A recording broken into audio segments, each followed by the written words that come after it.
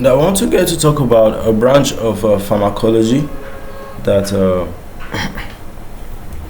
its focus is basically for children. Okay, children stuff. Handling children related issues.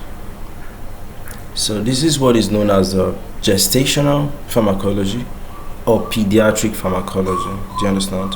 Either one of it. Yeah, okay. Gestational is like the child is still inside. While for pediatric, the child is already out. Do you understand? But it's still alongside. Some people even use it interchangeably.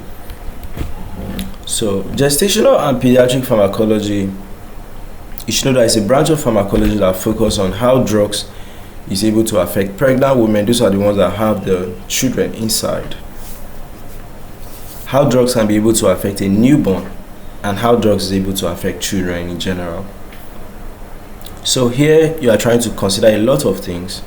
How a child is different from an adult, how the dose of drugs you give to a child will be different. A lot of things.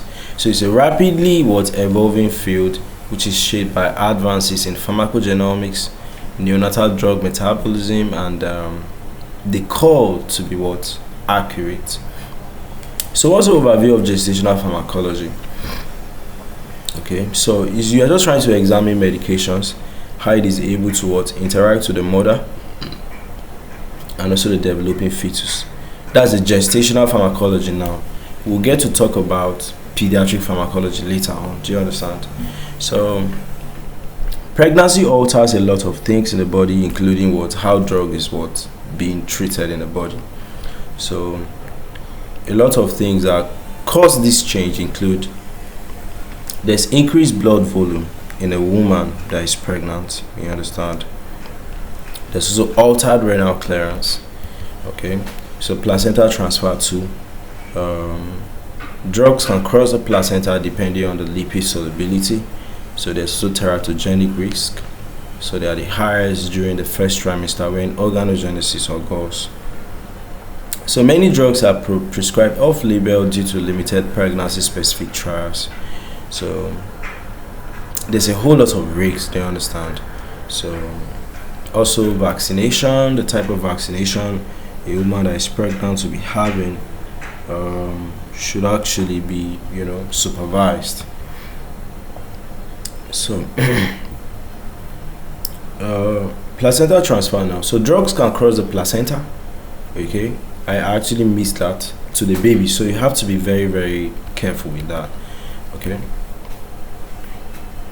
so you can see how a baby is having some side effects because of the drugs that the mother was actually taking when she was pregnant. So pediatric pharmacology on the other side is trying to address drug therapy in newborns and infants and children. So where developmental physiology significantly alters pharmacokinesis and pharmacodynamics. So neonatal pharmacology, you are trying to look at for a baby. The liver is immature, so you have to be considering. The kidneys are not really fully developed, so you also have to be considering. And there's higher body water content.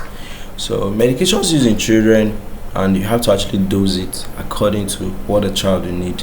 So there's age-specific dosing, very important. Okay, vaccines and antibiotics are most commonly they are actually the most commonly used pediatric drugs. So challenges is most drugs that are being approved into the market, most of the times the testings were done on adults, not children. Okay, so that's it. But as we advance, there's a way those issues to be corrected.